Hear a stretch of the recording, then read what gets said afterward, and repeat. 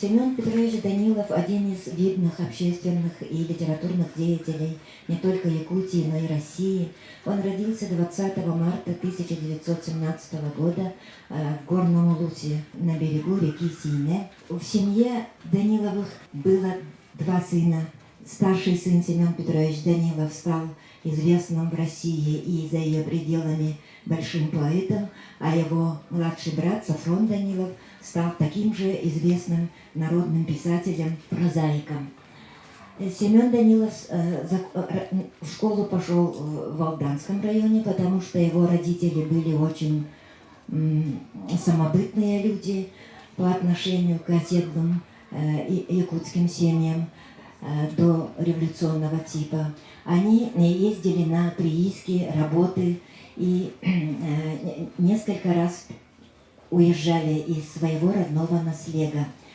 Семен Данилов учился вначале в Алданском районе, а потом закончил семилетку в Бердикистяхе. Даже во время учебы в школе он работал в колхозе, вел учет или инструктором по комсомольской работе. В 1937 году он, как пишет в своей биографии, большое желание учиться заставило его, хотя его не отпускали с работы, приехать в Якутск, и он поступил в рабфак на подготовительные курсы для студентов, для будущих студентов педагогического института. Но Семена Данилова приняли сразу на второй курс. Это было тогда исключительным событием, потому что Семен Данилов с юности очень много читал, был эрудированным и очень спокойным, в то же время харизматичным юношей. Его всегда внимательно слушали даже старшие люди, а молодежь и ровесники его как-то относились с самого начала к Семену Данилову с уважением и с признанием его превосходства над своими сверстниками. С 1937 года Семен Данилов уже печатается в газетах как корреспондент и пишет стихи. Он в биографии своей пишет, что он приехал в Якутск, чтобы стать поэтом, но стихотворений у него тогда было довольно много, но из этого множества выбрали всего 3 и опубликовали в газете «Молодой большевик». С иронией он пишет, что вначале это как-то обидело его, но потом он очень скоро понял, что занятие поэзией – это непростое дело, это не только красивые слова. И он с самого начала в своей лирике старался включить особый определенный смысл. И в 1944 году у Семена Данилова вышла первая книга. И, как ни странно, эта книга была сборник рассказов. Значит, Семен Данилов с юности был разносторонне одаренным в творческом плане.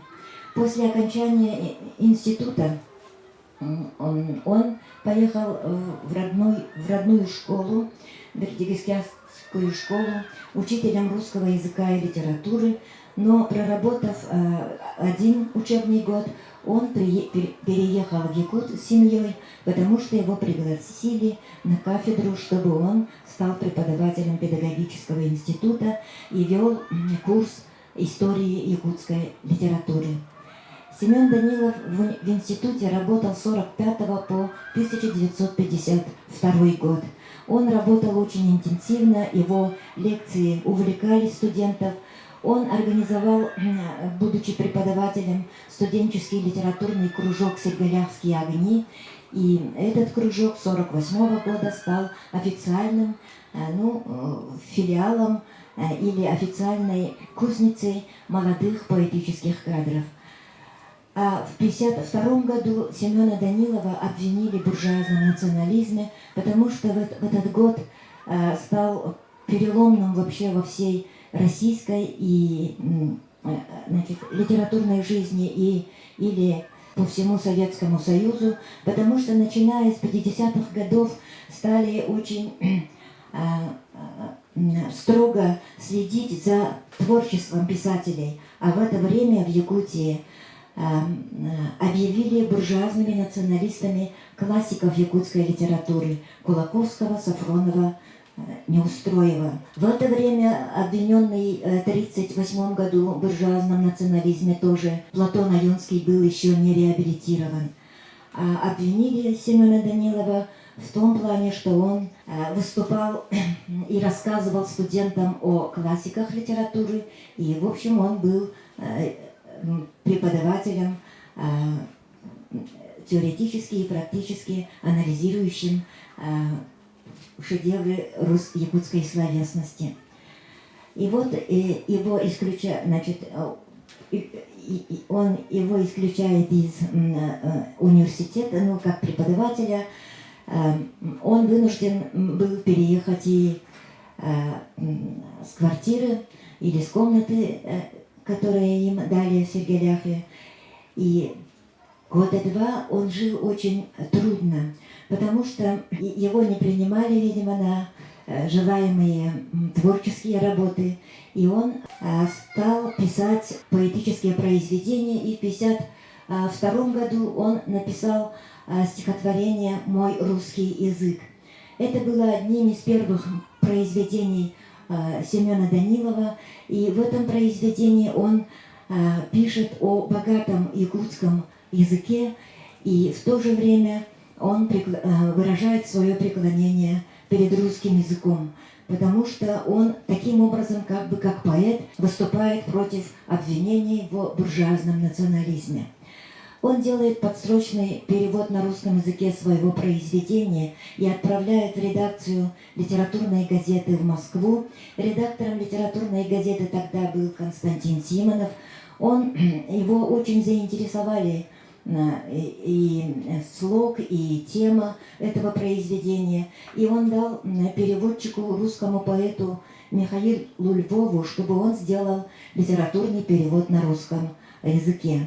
Стихотворение было опубликовано сначала в литературной газете, потом даже в газете «Правда». В этом стихотворении Семен Данилов писал, кратко процитирую на якутском языке и потом на русском. «Байтыл минтылым олерен атастар ардыгар жадаяр тардестыр отчоо дугабар оргуяр санавын нучалы табулан толарантоевын». Вот это очень спокойное и музыкальное якутское звучание переводится известным поэтом Михаилом Львовым слово в слово, но получается очень интересное и сильное лирическое произведение. На русском языке, например, из этого стихотворения можем представить такие строфы. «Я люблю красивый наш язык, по-якутски говорю я с детства, словно к матери к нему привык.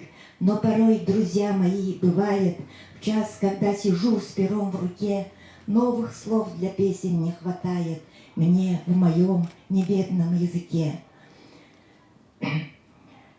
И дальше он пишет: «Я ко всем наукам ключ имею, я со всей вселенной знаком. Это потому, что я владею русским всеохватным языком». И вот эти слова потом становятся визитной карточкой якутской поэзии. Эти стихи, были включены в хрестоматии национальных школ по русской литературе по всему Советскому Союзу. Это было первое представление якутского художественного произведения на очень большую публику. В 1954 году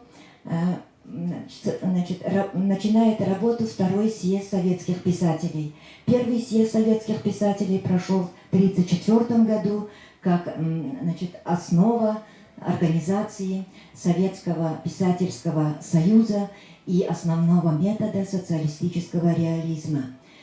А в 1954 году состоялся второй съезд спустя 20 лет. И с трибуны этого съезда известные люди, Виноградов, например, писатели, цитировали произведение это Семена Данилова и анализировали его тогда выпущенный на русском языке первый сборник лирики. И все это было очень интересно и гордо для всей якутской литературы. Таким образом, начало 50-х годов с именем Семена Данилова открывает широкую дорогу якутскому художественному слову. А Семена Данилова приглашает Константин Симонов пройти литературные курсы в литературном институте имени Горького. Этот институт тогда был открыт недавно, и первым, кто прошел курсы из якутских писателей, был Николай Якутский. Вторым человеком в 1953 году туда направили Семена Данилова. Это я всегда подчеркиваю, потому что иной раз мы думаем, что Семена Данилова обвиняли в буржуазном национализме и всех классиков, партийные руководители. На самом деле это несколько не так. Партийное руководство того времени в какой-то степени поддерживало и помогало, мне кажется, Семену Данилову, и именно вот на квоту одну отправили Семена Данилова как очень талантливого молодого писателя. 2 года Семен Данилов живет в Москве и очень хорошо знакомится с писателями других республик или даже зарубежными писателями молодыми. И они становятся на всю жизнь его близкими друзьями. Семен Данилов в 1955 году возвращается в Якутию и начинает работать в Союзе писателей консультантом. В это время он организует второй кружок, который называется «Юрдел» для молодых писателей. И, как пишут в воспоминаниях его современники, с этого момента Семен Данилов становится в творческом плане лидером и очень уважаемым и дорогим старшим товарищем для всех молодых якутских писателей. И в 1961 году его избирают председателем Союза советских писателей Якутии. И он на этом посту до 1978 года, до конца своей жизни, очень плодотворно и интересно, мудро руководит творческим союзом якутских писателей. Потому что именно в это время он организует переводы якутских классиков на русском языке и организует издание произведений Кулаковского, Сафронова, Аюнского в самых главных, самых респектабельных издательствах Советского Союза, как «Советская Россия», «Библиотека поэта» и так далее. А переводчики обращают свое серьезное внимание, например, произведениям Кулаковского. Солоухин, работая над переводом Снашамана или других произведений Кулаковского, пишет Семену Данилову в письме, что он, когда прочитал стихотворение Кулаковского «Красивая девушка», он был до того ошеломлен, что сам поэт и эрудированный человек, читающий на нескольких языках, он пишет, что я никогда нигде не видела, не читала такого глубокого интересного произведения, посвященного девушке как символу любви. И с этого времени якутская литература становится одним из самых публикуемых и самых читаемых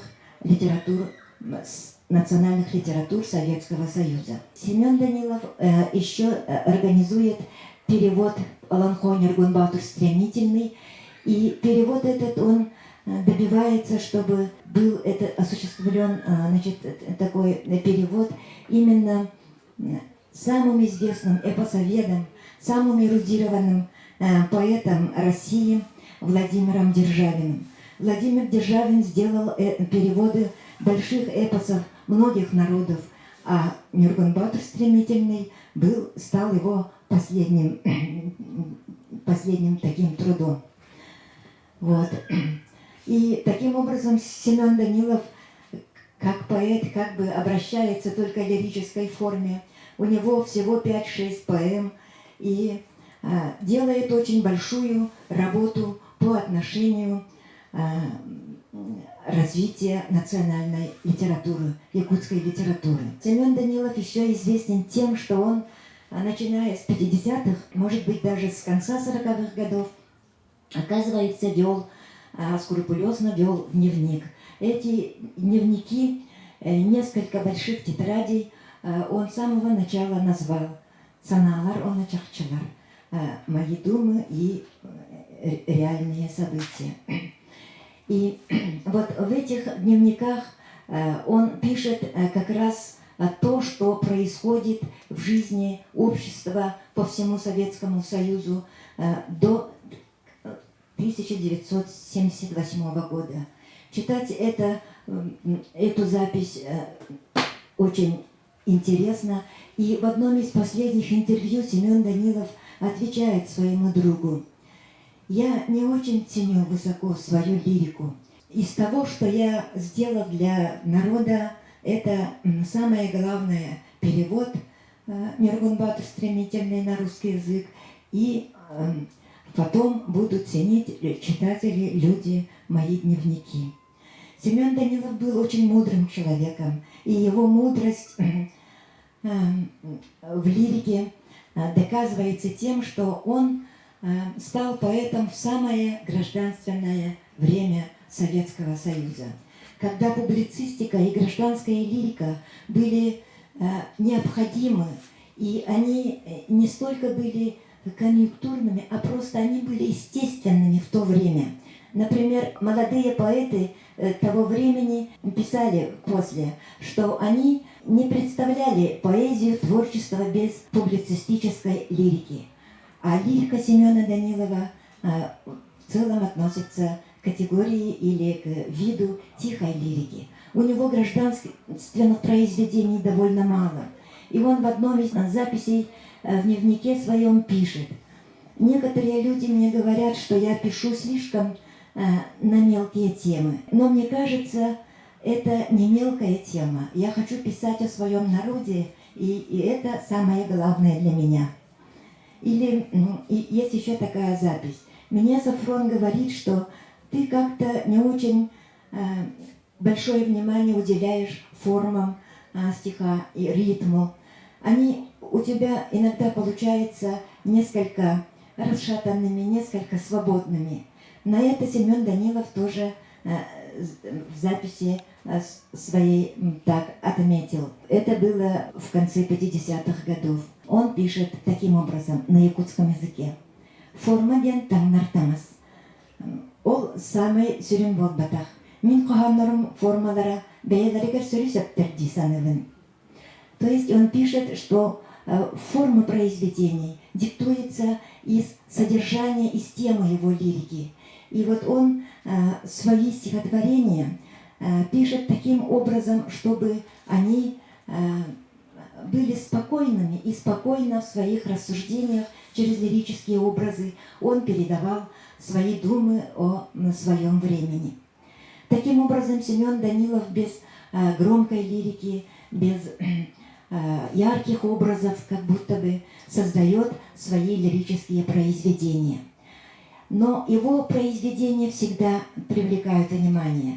Даже в 1953 году, когда вышел его третий поэтический сборник, молодые писатели и его друзья и ученики очень высоко оценили этот сборник и написали, что наш Семен стал недосягаемым для своих недругов, потому что он создает настоящую лирику. Например, вот у него есть стихотворение, написанное на якутском языке «Минкен туттум», «Гордость моя». И я хочу сначала представить на якутском языке, потому что именно на якутском языке ощущается его спокойствие и глубина его поэтических образов. «Сир қаннық дамын мұғартиен, саха сириттен сылжабын детақпіне, сахалы тылынан уруй әттақпіне, жон көрсөллөр әяғас мечәрінен, доғыр кихилеріні илилерін берін. Онны мигін, бұ бүребейебін, ордук саны ытықты көрөллөр. Тымныйға тоңмут, куняска буспут, ыртан чағайбат, дуалантан толлубат, кихи киене киилини көрсөллөр. Онны мигін, булчута суах кихине. Чулу булчутту ытыкты көрөллөр. Кыл ажыркатын, кылааннаах күндүтүн, умсаран, ухааран, улуудай тутун, байыппыт кихили маанылы көрсөллөр. Онна миигин, муңутах бәйәбин, алмасчыт, көмүсчүт, бердини көрөллөр. Сиргияр, хаяны арқарар, сахам сирин бараммат бұяңын, барытын бас билер, кихили көрсөллөр. Отчого барга бай, дойдум барақсаны, ытыкты көрөбін, саха болбупунан кен туттабын. А вот это стихотворение Михаил Львов перевел на русском языке таким образом. Я бываю в поездках далеких, самых разных бываю домах, в этих странствиях с правом законным, адрес свой от людей не тая, сообщаю я новым знакомым, что родился в Якутии я, будто слышат волшебную фразу, оживляются лица людей, словно им посчастливилось сразу повстречаться с Якутией сей. Руку жмут и теплей, и охотней, приглашают к огню очагов, будто я знаменитый охотник в ореоле тайги и снегов, будто я показал и маласы, и просторы якутской земли, будто я добываю алмазы, как в короне в алмазной пыли. И тогда я тоскую сильнее по земле, где живу и тружусь, и горжусь я по-своему ею, и якутским народом горжусь. Вот такая глубокая и нежная лирика Семена Данилова. Семена Данилова, который творил с конца 40-х и до 1978 года. Это было самое советское время. И в это время Семен Данилов создает в своих произведениях образ Якутии. И его лирика подкупает вот этим своим спокойствием многих читателей. И один из исследователей его лирики, Михаил Владимир Литвинов, отмечает его особым даниловским стилем.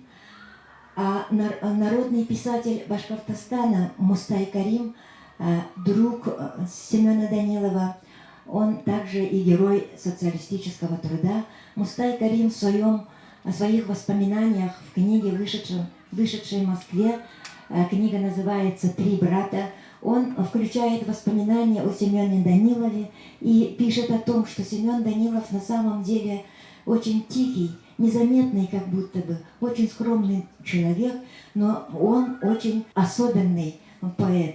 И при этом он говорит так: краски его не броские, голос его не громкий, но громко говорят в тихих улочках и узких коридорах, а всю Якутию не прокричишь. То есть Семен Данилов даже вот этим спокойствием и тихим каким-то достоинством представляет всю Якутию, представляет по-своему и представляет по-особенному, даже по отношению к всему большому понятию, как лирика или как поэзия. У Семена Данилова очень много стихотворений, написанных на темы Якутии. И при этом его стихи называются, например, «Якутский нож», «Глаза якута», «Якутские женщины», «Колымские старухи». И во всех этих произведениях он рассуждает о жизни и выражает очень спокойно свою гордость якутским народом. Например, я хочу представить на якутском языке начало стихотворения Саха Карага. Он начинается так. Кынабыкка дылы арыт, кыбытан карар кырагас, арыт тербес курдугунан анарвахтыр агас, атыннартан чынка атын сахам карага. И дальше он пишет о глазах якута, которые честно обвиняют что-то непристойное. Тогда они становятся очень уверенными. Или когда замечают что-то хорошее, тогда эти глаза становятся очень теплыми, и улыбка этих глаз очень лучезарной. И Семен Данилов представляет в своей лирике даже любовь якута несколько по-особенному. Например, у него есть стихотворение Эрен Меха. На якутском языке начало стихотворения звучит таким образом. Эрен Меха, Эрен, Эрен Илим Эрчимегер, Эрен Сюрягым Сулагар. И дальше получается вот такое вот представление себя значит, молодого своей возлюбленной. Это стихотворение тоже почти слово в слово переводится на русский язык, и оно звучит таким образом. «Верь мне, о верь, силе и честности рук обнимающих верь, рыцарству сердца, тебя полюбившего верь, грозы нагрянут, я с неба рукой их сниму, грудью не дрогну, любые удары приму, дом твой улыбкой, сиянием солнца залью, дуну теплынью в добрую душу твою. Верь мне, и я стану сильнее вдвойне, новые силы, как кони, проснутся во мне. Встану, пойду и в бессмертие вышибу дверь. Только ты верь мне, всегда, обязательно верь». Вот это тоже очень интересное стихотворение якутского поэта. В дневниках Семен Данилов пишет о том, что он хотел бы, значит, как-то вести работу, чтобы якуты не забывали исконное верование, и все это каким-то образом увековечилось бы в образах художественных или в образах различных искусств. И в этом плане он пишет, например, стихотворение «Дапета ланко умолкалан хасуд», и при этом вот это начало «Дапета ланко умолкалан хасуд» в лирике, в стихотворении Семена Данилова выступает каким-то вот образным определением ухода большого времени. И дальше он рассуждает о современной жизни и говорит, что в современной жизни для того, чтобы достойно прожить современное время, нужны более, чем у богатырей, силы, значит, и так далее. Все это получается тоже очень таким интересным сопоставлением образов. Также, значит, Аюнский даже писал, что у якутов женщина является не только современником человека.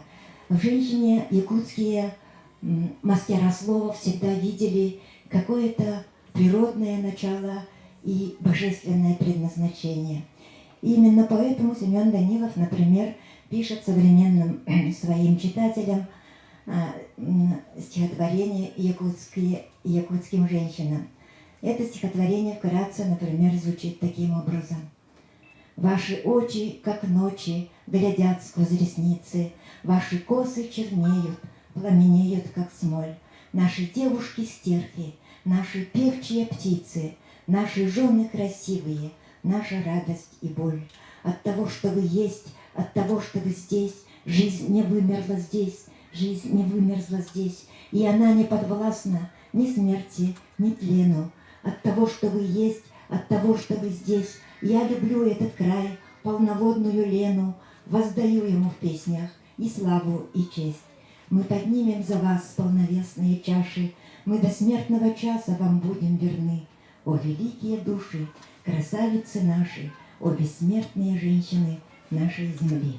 Семен Данилов о своей поэзии написал таким образом, что он пишет для своего современника, для простого человека. И поэтому он старается писать проще, и глубина, если есть в его стихотворениях, то она получается у него именно благодаря глубине души его современников. Например, Семен Данилов вот молодые годы сам учился в институте и преподавал, и в это время он создает стихотворение «Бигеверен Миттерберг», с кем вместе учился. Это стихотворение значит, представляет годы 40-е, но начинается это стихотворение такой строфой. «Ханнык да ар аттан көйчиннен, доғором эн умно соқтақын, сергелях икките опсайдын». Дальше в одном из последних стихотворений Семен Данилов написал, что он все, значит, беды и невзгоды своего времени нес со всеми наравне, И заканчивает это стихотворение таким образом. «Свои отчизны, боль и беды я нес со всеми наравне.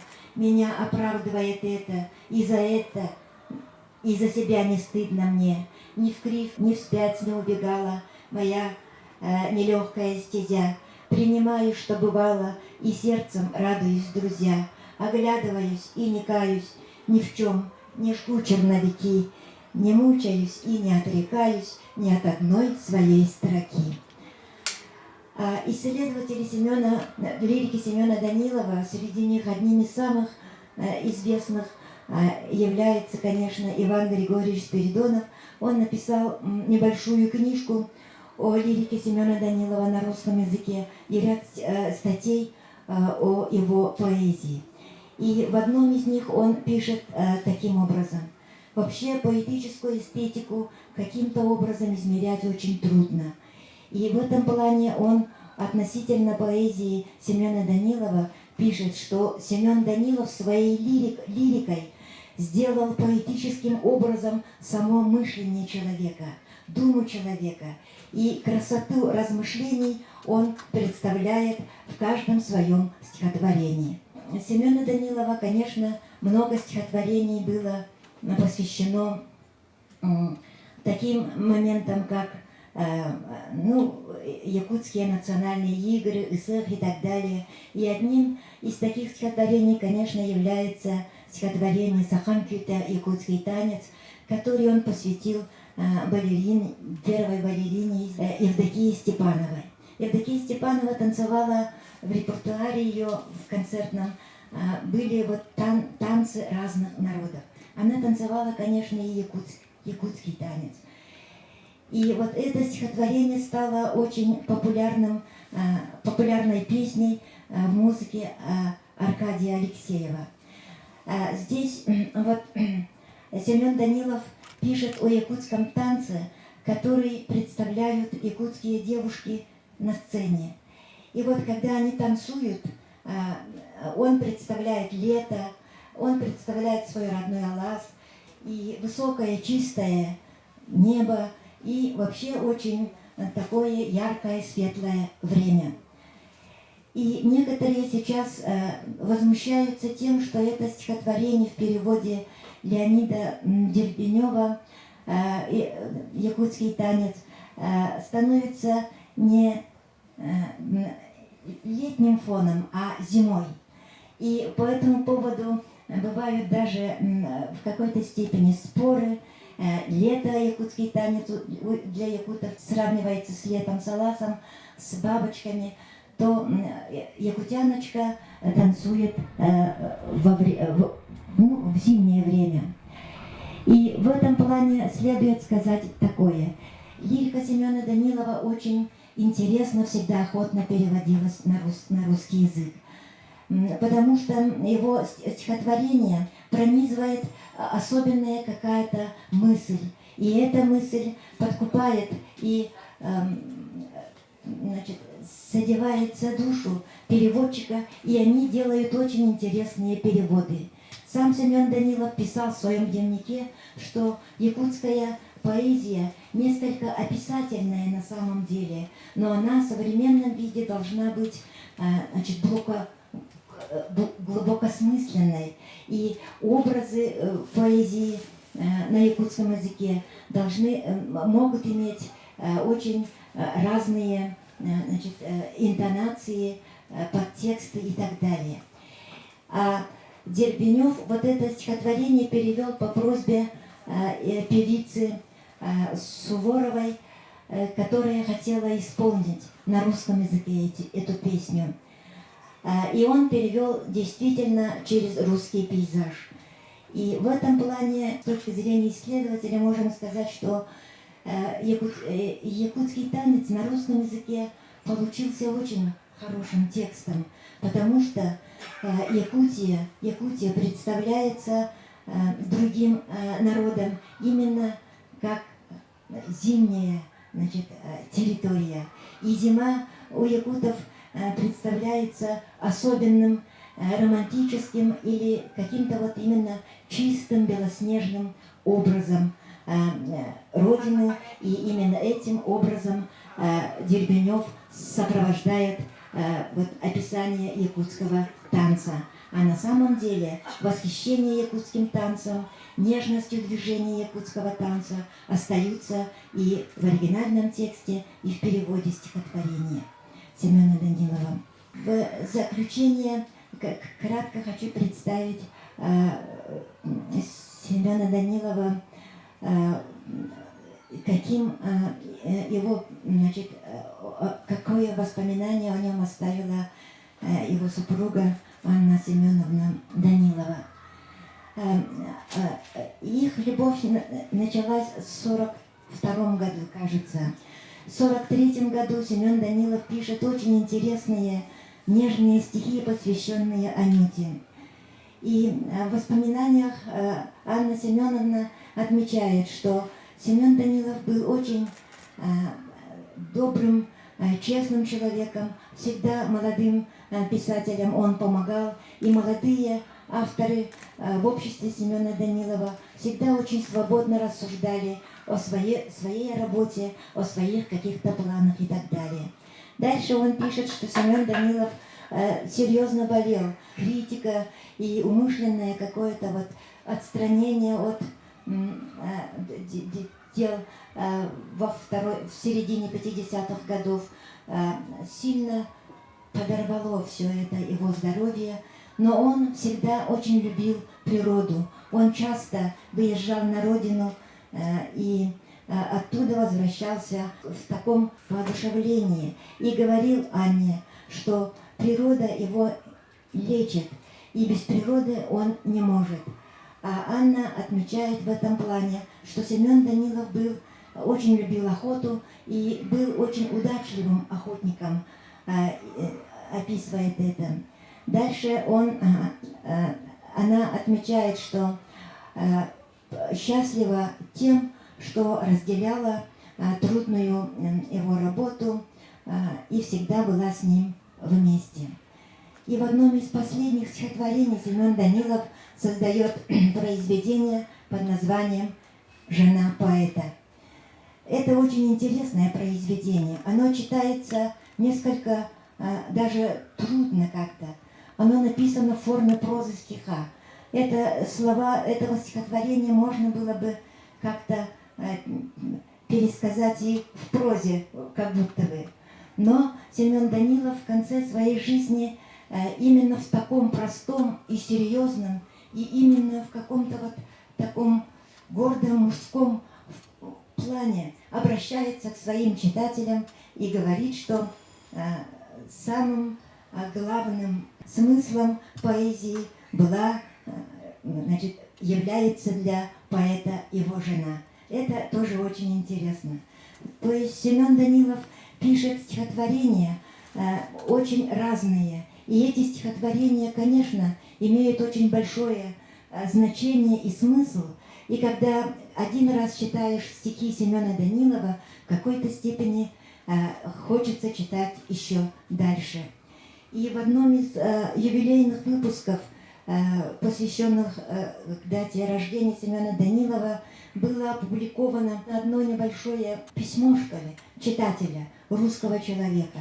И он пишет таким образом: «Я, когда прочитал стихотворение Семена Данилова, мой русский язык понял и очень удивился, что я говорю, оказывается, на таком великом языке. Ведь там Семен Данилов пишет: навсегда вошли без перевода русские советские слова в речь и душу каждого народа на правах духовного родства». И все это Семен Данилов пишет не только выдуманно и взволнованно перед русским языком. Он пишет о реальных явлениях, потому что в России проживает более 140 миллионов людей, и вот это количество населения представляют около 200 национальностей разных, и при этом 80% населения России – это русские люди. И вот если мы скажем, что Семен Данилов написал что-то в поэтическом волнении, мы в некоторой степени будем немножечко ошибаться, потому что еще в начале поэтического пути Семен Данилов пишет, что он первым делом, сначала он любил красиво слагать стихи, и стихов было, видимо, много, и он дальше пишет: потом я понял, что стихи надо писать не только сердцем или волнением. Стихи – это очень серьезное дело. И он в одном из статей так и пишет: поэзия – это самое сложное и самое высокое искусство. И поэтому его стихотворения, на первый взгляд, они несколько иногда как будто бы неслаженные, но в этой неслаженности даже, получается, Семен Данилов вкладывает подтекст. Значит, он говорит, например, о благодарности в одном из последних стихотворений своей Анне Семеновне, и делает это совершенно по-другому. Так же, как, например, Пушкин посвятил стихотворение своей юной супруге в форме классического английского сонета. И вот таким образом Семен Данилов является одним из самых интересных и самых глубоких поэтов в истории якутской литературы, и он является одним из самых мудрых и самых дальновидных руководителей писательского дела, и одним из самых честных и мудрых защитников своего народа, своей нации, своей культуры родной. Хотя он пишет на очень простом, обычном языке. У него даже эпитетов больших, таких красивых, маловато. Например, он о себе пишет в стихотворении «Белый конь Манчары», «Манчары Маганата». И при этом он называет своими детьми свои стихотворения и благословляет их, чтобы они напоминали читателям «Белый конь Манчары». Очень много воспоминаний о Семене Данилове оставили писатели Якутии, писатели зарубежные и писатели всего Советского Союза. И во всех этих воспоминаниях подчеркивается его особенная вот эта черта: вставать на цыпочки, не подниматься слишком высоко, а всегда быть самим собой и в то же время быть очень принципиальным и мудрым человеком. И каждый в своих воспоминаниях отмечает его как человека, настоящего друга и очень большого поэта. Хотя, как Чехов писал только рассказы, Семен Данилов в основном писал только лирические произведения.